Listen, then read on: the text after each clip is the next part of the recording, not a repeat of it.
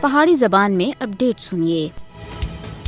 Washington وچ قائم انسانی حقوق کی عالمی تنظیم ہیومن رائٹس واچ سن آخیا کہ بھارتی حکام سن گزرے سال مقبوضہ جموں کشمیر وچ آزادی اظہار پرامن اجتماع اور دوئے بنیادی حقوق تے پابندی جاری رکھی ہوئی ہے۔ ہیومن رائٹس واچ سن اپنی عالمی رپورٹ برائے سال 2024 وچ آخیا کہ مقبوضہ جموں کشمیر وچ بھارتی فوجیاں دے ہاتھوں ماورائے عدالت قتل دے واقعات 2023 وچ پورے سال جاری رہے۔ ہیومن رائٹس واچ سن اپنی رپورٹ وچ اگے مزید آخیا کہ دہشت گردی دے جعلی الزامات کی بنیاد دے اتے ناقدین اور انسانی حقوق کے محافظاں کو گرفتاریاں اور چھاپاں دا سامنا کرنا پہ رہا ہے۔ اپنی عالمی رپورٹ وچ ہیومن رائٹس واچ سن 2024 وچ انسانی حقوق تے سرگرم کشمیری کارکن خرم پرویز اور عرفان معراج دی غیر قانونی گرفتاریاں کو بھی باندھا کیتا ہے۔ اقوام متحدہ انسانی حقوق تے ماہرین سن کئی بار خرم پرویز دی رہائی دا مطالبہ کیتا سا، جبکہ سول سوسائٹی اور انسانی حقوق تے علمبرداراں کو نشانہ بنانے دے واسطے کالے قانون دے استعمال دی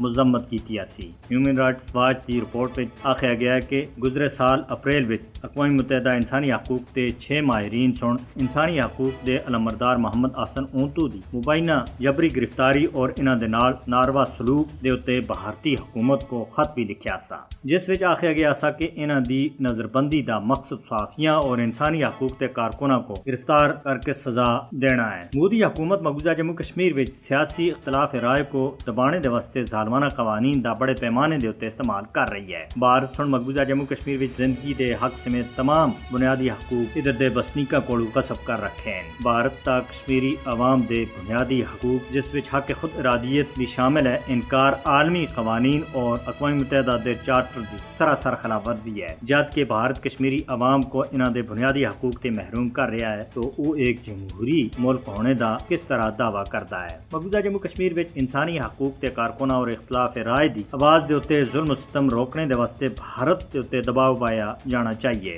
مودی اور اس دے مددگاراں کو انصاف تے کٹہرے وچ کھڑا کیتا جانا چاہیے۔ دنیا کو مظلوم کشمیری عوام دی حالت زار دا نوٹس کے نہ ہو سی۔